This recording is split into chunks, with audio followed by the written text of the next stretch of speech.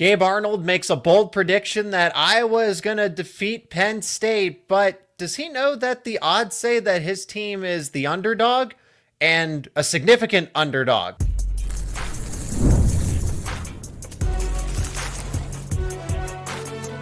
You are Locked On College Crossover, part of the Locked On Podcast Network. Your team every day.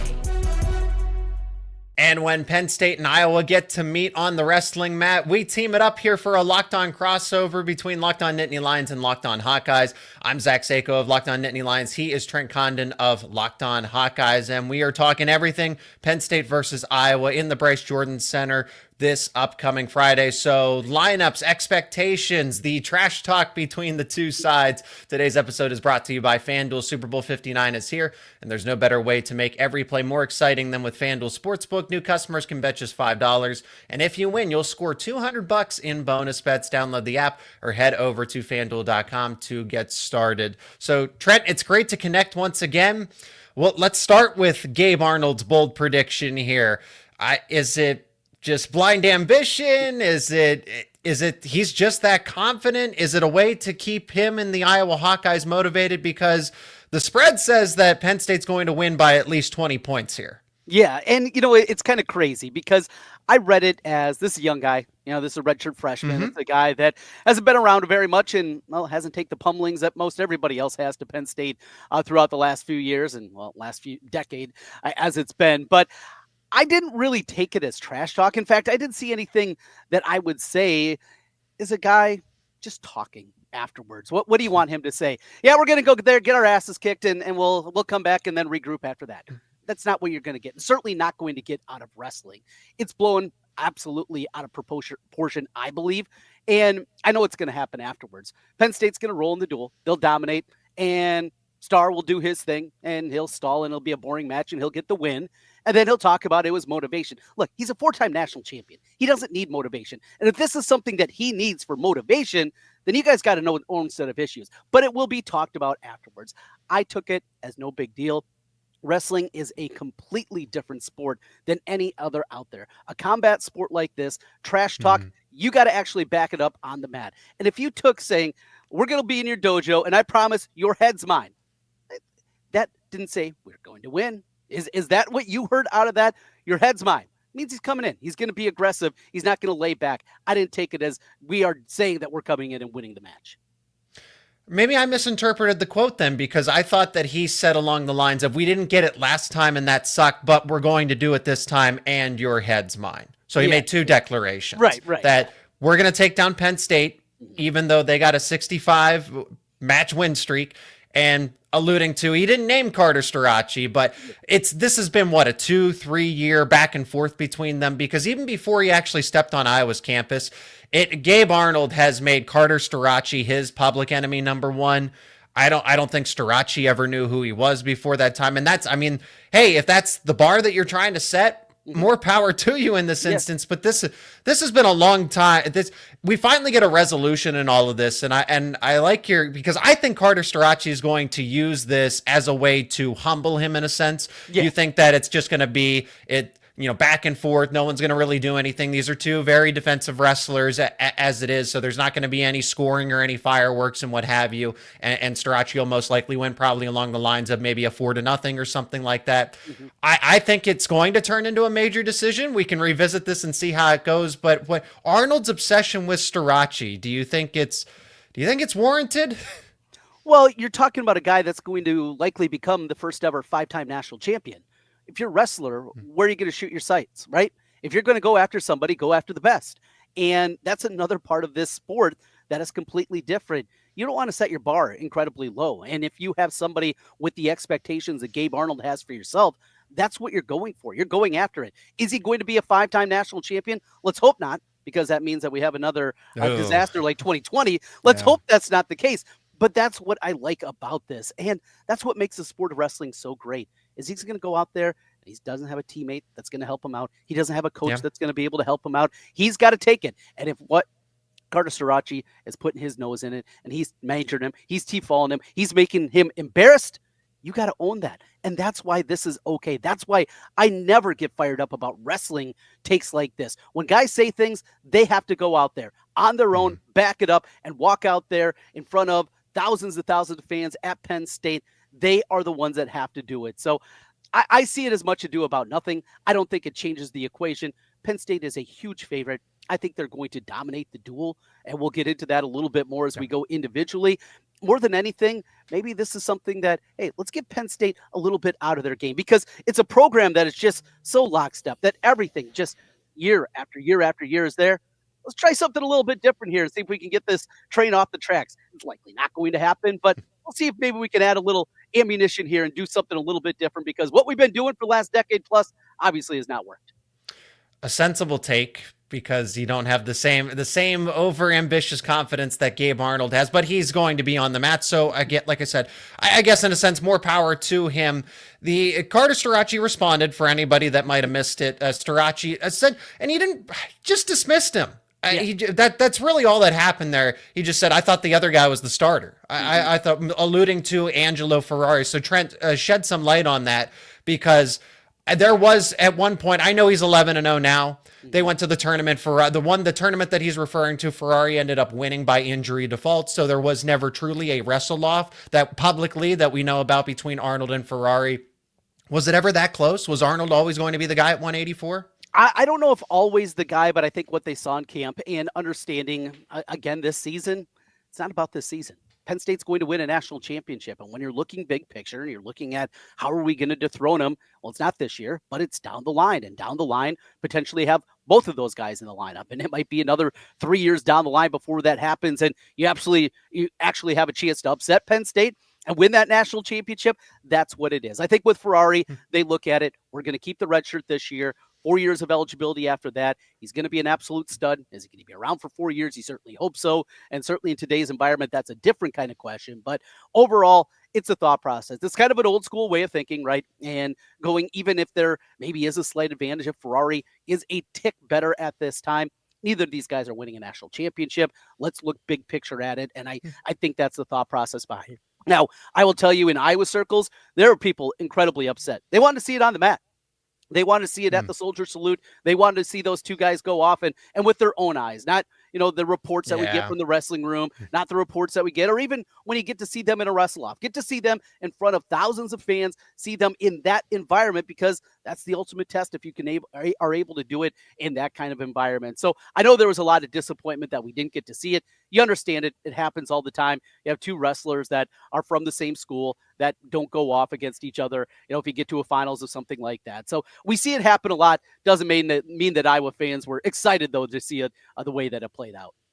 And that was certainly the case on Penn State's side of it. Different circumstances, but there was a lot of hearsay and this and that at 157 because there was no declared starter between Tyler Kasich and Alex Facundo, and a lot of things have significantly changed here at this point in time. Same thing at 197 between Josh Barr and Lucas Cochran and potentially Connor Mirasola. Now, people that are closer connected to the programs, but there was just always that, well, what if? We're hearing that Lucas Cochran, and it's the way that Kale Sanderson frames it, what if? And then now we're seeing it unfold, and Kasich and Barr are just so dominant and should be considered national title contenders at their respective weights. We're going to get plenty of top 10 matchups between Penn State and Iowa here. So we'll go through the lineup. Iowa needs all the help that it can get. Is Drake Ayala going to be available for this matchup as well? We'll discuss it more coming up next here on this Locked On Crossover. And today's show is brought to you by FanDuel. Super Bowl 59 is here. One game, two teams, endless possibilities, and there's no better way to make every play more exciting than with FanDuel Sportsbook. Whether it's predicting the first touchdown, calling the MVP, or even betting on the coin toss, FanDuel makes it easy to get in on the action. With live betting all game long, you can adjust your bets as the game unfolds and feel the thrill from kickoff to final whistle. The live betting feature lets you stay involved no matter what happens on the field, and the app is super easy to navigate. Plus, knowing that you can place a $5 bet and potentially win $200 in bonus bets for the Super Bowl. Now that's icing on the cake. Download the app or head over to FanDuel.com to get started. Bet just $5, and if you win, you will score $200 in bonus bets. Win your first $5 bet. You can turn it into $200 in bonus bets. That's over at FanDuel.com. Bet with FanDuel, an official partner of Super Bowl 59. Back with you. It's a crossover edition, Locked On Hawkeyes and Locked On Nittany Lions, as we preview number 1 versus number 2. I'm Trent Condon. He's Zach Seyko. Thanks for joining us here today. Zach, let's go through and take a look at the matchups, go through what we anticipate we're going to see. We will get to, obviously, the second weight class of 133 with Drake Ayala, and the big question as we sit here and talk today, no official talk about if he's going to be back and his health concerns, but we'll get into that momentarily. But let's kick it off at the top. We'll go weight by weight and start things off at 125 pounds. So Joey Cruz, he's been in there. You know, it's so crazy because Iowa's been so dominant at 125, going back to Spencer Lee, and even before that, we're just so used to having that first weight class be one of the major strengths of Iowa. It's odd so many times this season that Iowa has kind of started off on the wrong foot in a duel when you start at 125, and that's been the case here. Cruz, it's just been a weight class that has, I think, been overall a disappointment just because historically this has been one of Iowa's strengths. Yeah, certainly, and 125 has been one of Penn State's weaknesses. That's always been the weight class that Cale Sanderson just punts at, and now you have possibly, Spencer Lee came in certainly with one of the best pedigrees, but somebody that is comparable. Luke Lillidahl, I know he just suffered his first loss, but he's coming in with the pedigree of, world championships, multiple world championships. He's defeating wrestlers that were either former national title contenders, former All-Americans that are now in their prime at 25, 26 years old. And I get it, it's the freestyle circuit. I do, but Lillidahl is as good as advertised. Let's not call it a shocking defeat. He was at some point going to lose one as a true freshman here. I mean, he's being asked to do a lot at the top of the lineup, but I like his chances to rebound here against Joey Cruz. He's just ahead of him where they are. This is one where if Iowa has any shot of hanging around, they can't give up major bonus points here. It can't be a technical fall or a pin. I mean, you got to hope kind of major decision or less on that one. So we go next to 133. And there's Drake Ayala. The big question there. Now, Ayala, if he's healthy, upper arm injury is kind of the reports that are out there. You feel good about his chances against Davis. Probably be a good match. It'll be down to the wire. But yeah, this is one that Iowa obviously would have to get. And if we're talking about a path throughout the course of this as we go through weight class by weight class act, I think that there also has to be one where Iowa has got to catch somebody, right? Iowa's got to get a pin out of it, got to get in a scramble situation. You're not going to just pin a Penn State wrestler, and certainly some of the guys that we're talking about here, just take him down, put him to his back. You got to catch somebody. And I think this would be one that you'd be looking at, is Ayala might be one of those candidates to be able to do that. Obviously, though, at minimum, if Iowa has any chance, have to win this weight class if Ayala is able to go. If not, probably going to be a big Penn State win. And we'll see if, how significant Ayala's injury is, because if he goes, he's not going to be 100%. Braden Davis is certainly a better wrestler than what he was a season ago. I would still give the advantage to Ayala. Both of them are 100%, or the injury's not bothering him on that given night. I am going to give Ayala the leg up against Davis, just mainly because of the build. I mean, Ayala seriously has a significant size advantage with just how long of a build he has. And Davis, as good as he is defensively, just isn't going to be able. It's about fending off those shots. It's about finishing yours.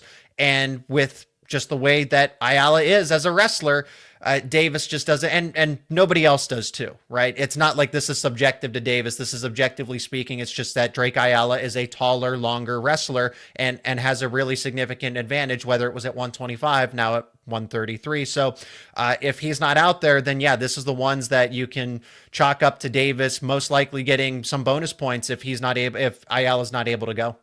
141, this will be one that Penn State has a monstrous advantage. Bo Bartlett for the Nittany Lions, likely Jace Rhodes for Iowa. 41 has also been a disappointing run throughout the course of this year.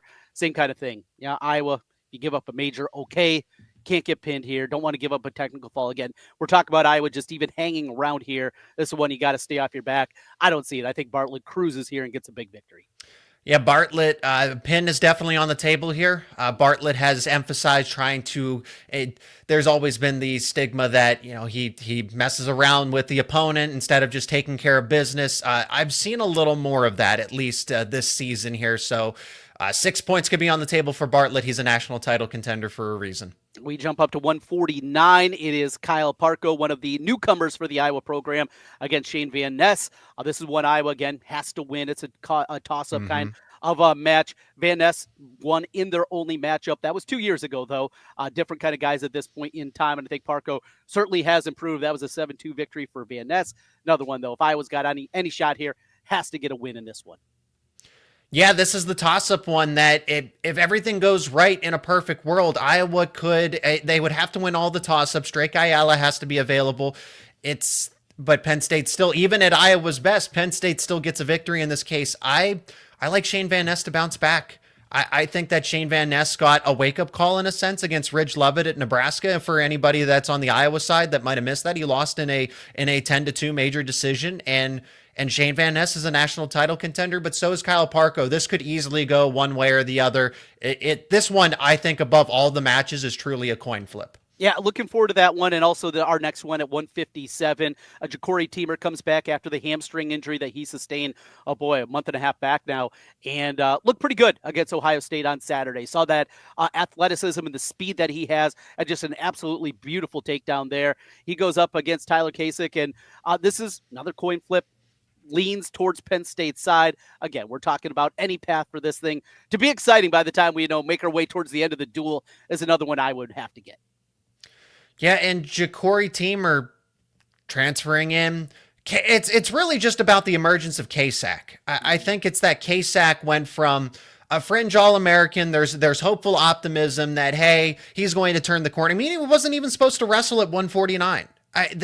Shane Van Ness had the season-ending injury, and then just Kasich goes onto a tear and really finds his own path, carves his own path, ends up taking 30, loses one of the early matches at the postseason, and then ever since then, he has just hit his stride. I would not want to be Ja'Cory Teamer because I think that he's going up against a Kasich that I don't look at this one as a toss-up. I think Kasich wins for the most part decisively. It's just how objectively he might be the strongest wrestler in this 157-pound weight class. Like his brute pure strength is his best asset. So he had 3 minutes and 42 seconds of riding time against Rutgers and that opponent. Now, granted, different caliber, so it's not going to be as easy against Ja'Cory Teamer. But just understand that if you were on bottom against Tyler Kasich, good luck. Like really, just Kasich can win 2-0, and it looks, that's not a flashy score, but in reality, it was a dominant victory for Kasich here.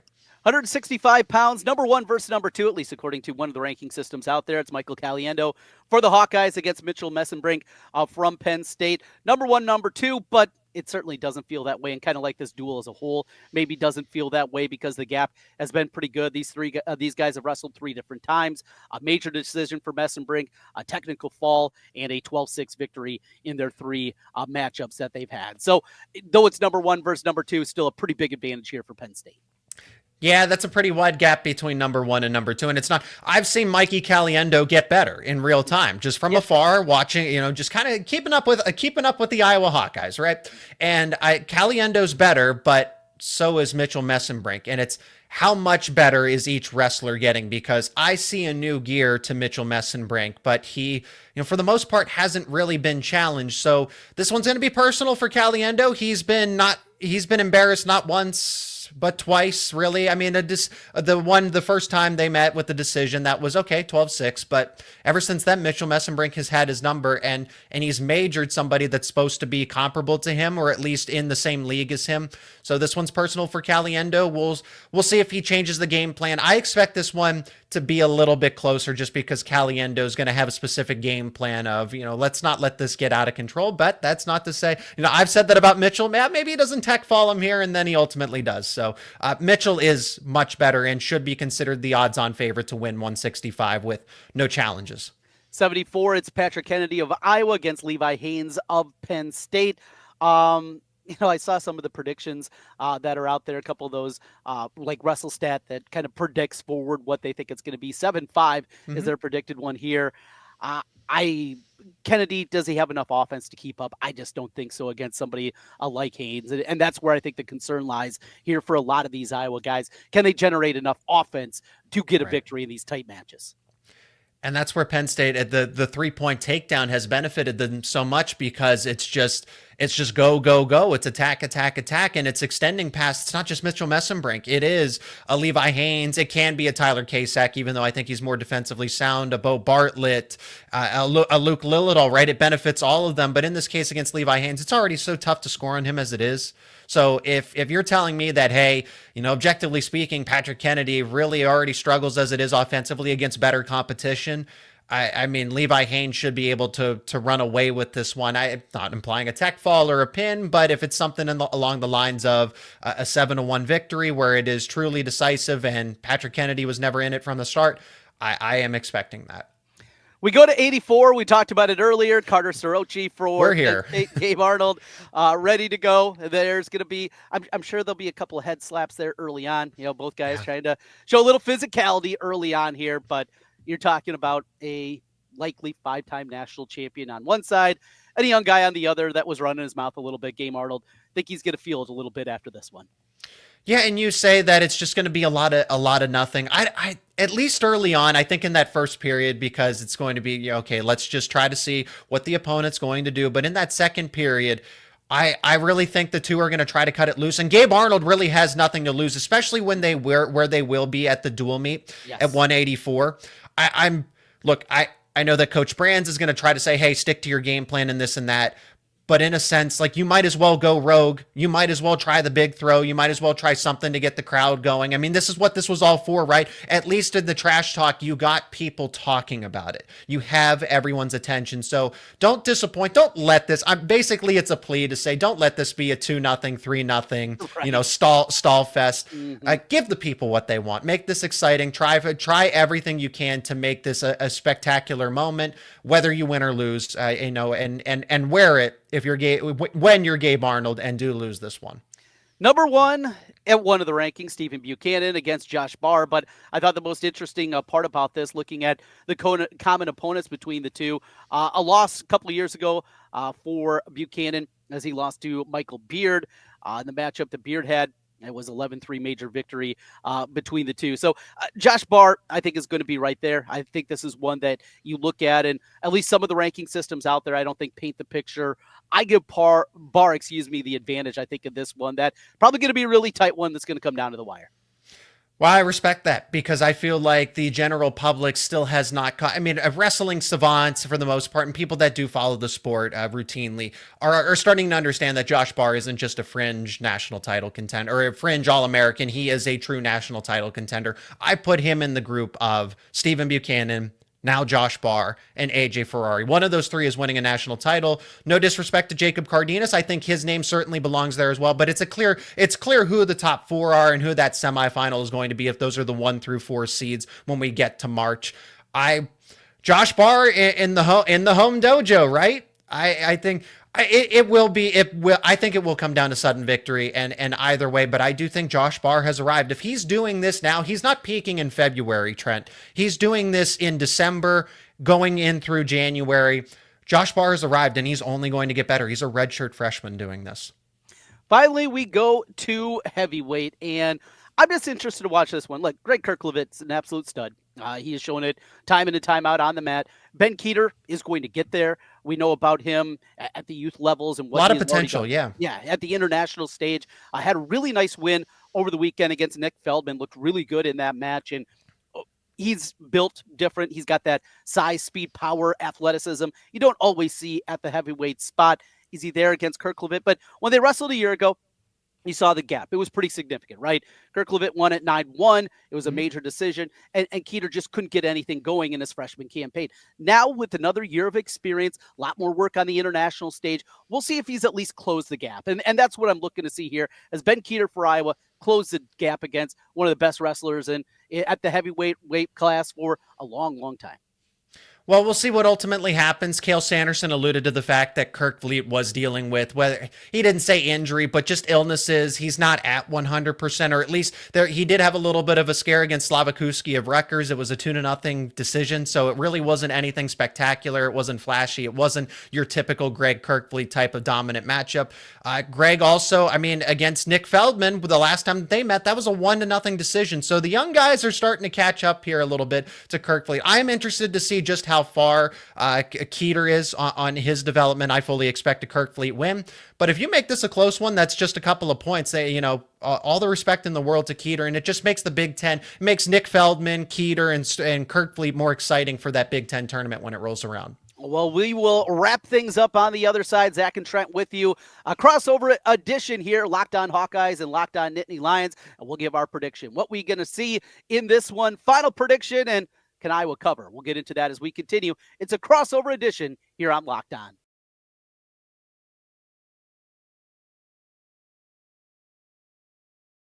And thank you for joining us on this Locked On crossover. So we are in the home stretch here as it goes down in the Bryce Jordan Center this Friday, 7 p.m. It'll be a fun event. And Penn State, the odds makers say that Penn State is a 20-point favorite here.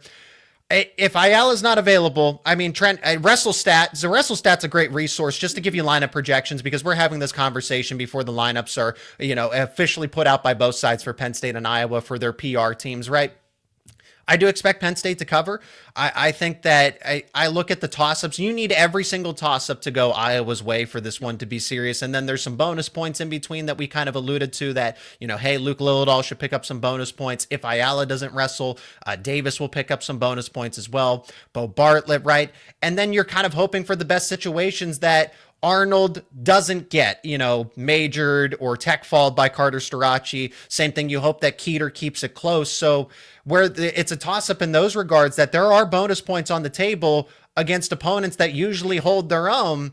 So I like Penn State to cover that 20 points, especially if Ayala is not available at 133. Yeah, I'm right there with you. And because of that, the uncertainty as we say here earlier in the week, that's something that I already fired at myself. So it's available in the state of Iowa on Circus Sports Iowa's app. So yeah, I jumped aboard. I laid the 20 with Penn State. I think they win it comfortably. You throw in Drake Ayala, the uncertainty there.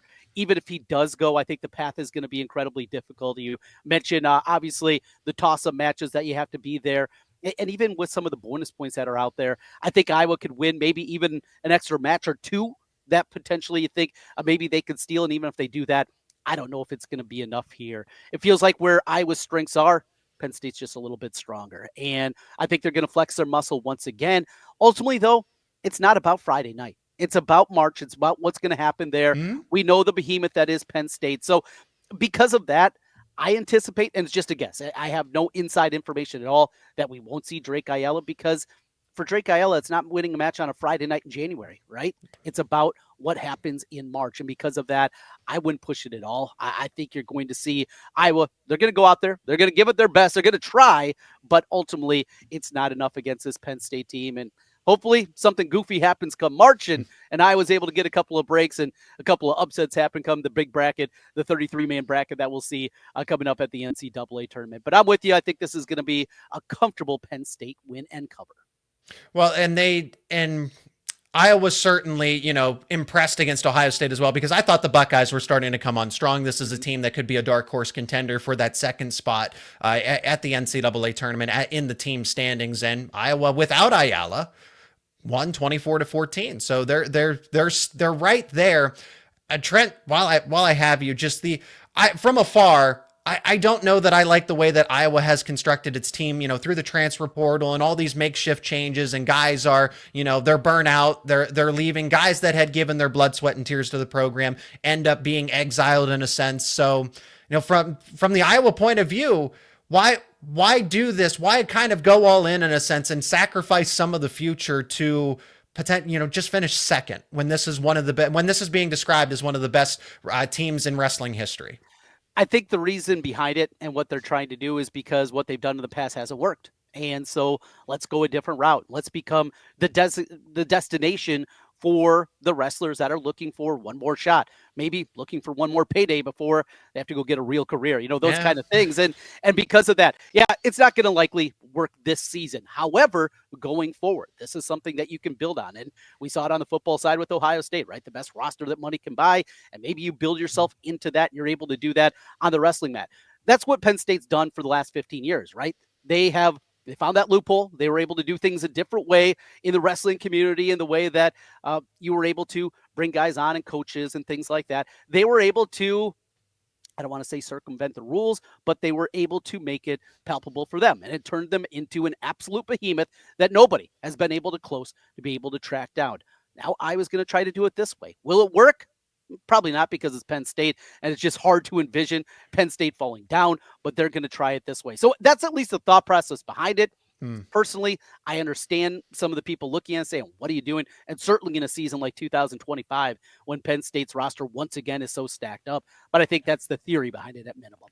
That's what I wanted. So you gave the perfect, clear answer that I was more or less looking for, at least an explanation for it, because why sell out on the future to finish second? But we'll see. This is wrestled on the mat, not on paper. So I'll give some common courtesy there. Trent, it's always great to connect. I'm glad we could do this Locked On crossover. So Penn State and Iowa. It will be fun for wrestling fans, maybe not Iowa fans when all's said and done here, but that's going to do it for us here on this Locked On crossover. It is your team every day over here at the Locked On Podcast Network. So go check out both of our shows for the latest daily content around your favorite Penn State sports teams, your favorite Iowa sports teams. Keep it right here for Locked On Nittany Lions and Locked On Hawkeyes.